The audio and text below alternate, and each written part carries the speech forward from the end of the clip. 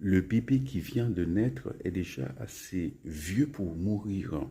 Cette célèbre citation, on attribue soit au poète allemand Rilke ou au philosophe allemand Heidegger.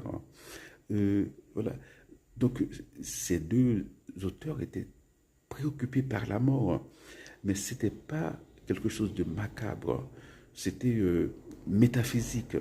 Pour Heidegger, par exemple, Heidegger définit l'homme, l'homme dans la vie, l'homme qui vit concrètement sa vie et pas l'homme d'une manière abstraite, comme l'être vers la mort, l'être pour la mort. Ce qu'il voulait dire par là, c'est qu'il y a deux caractéristiques qui nous définissent. C'est que c'est notre finitude, parce que nous avons un corps qui est périssable, un corps qui peut être abîmé, nous pouvons mourir à n'importe quel moment. Et la deuxième chose, c'est la finalité, c'est-à-dire que la mort, eh bien, met une limite à tous les possibles.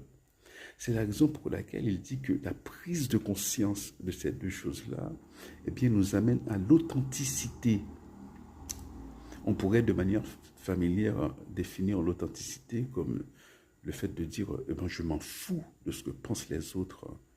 Si je veux faire quelque chose, si je veux être quelqu'un, si je veux voilà, adopter un style de vie, eh bien, je m'en fous de ce qu'ils pensent parce que je me rends compte que, eh bien, de la vérité de mon être, c'est que mon temps est compté, quoi. Mon temps est limité. Et pour Heidegger, alors Heidegger appelle cette attitude, hein, ce droit d'honneur aux autres qui voudraient nous oppresser par les conformismes, etc. Être libéré de la dictature du on. La dictature du on. On fait les choses comme ça en général par ici, on pense en général comme ça par là.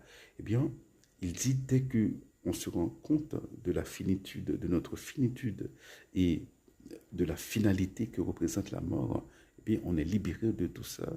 Et il appelle cela vivre dans l'authenticité. Et pour lui, c'est un peu le, le,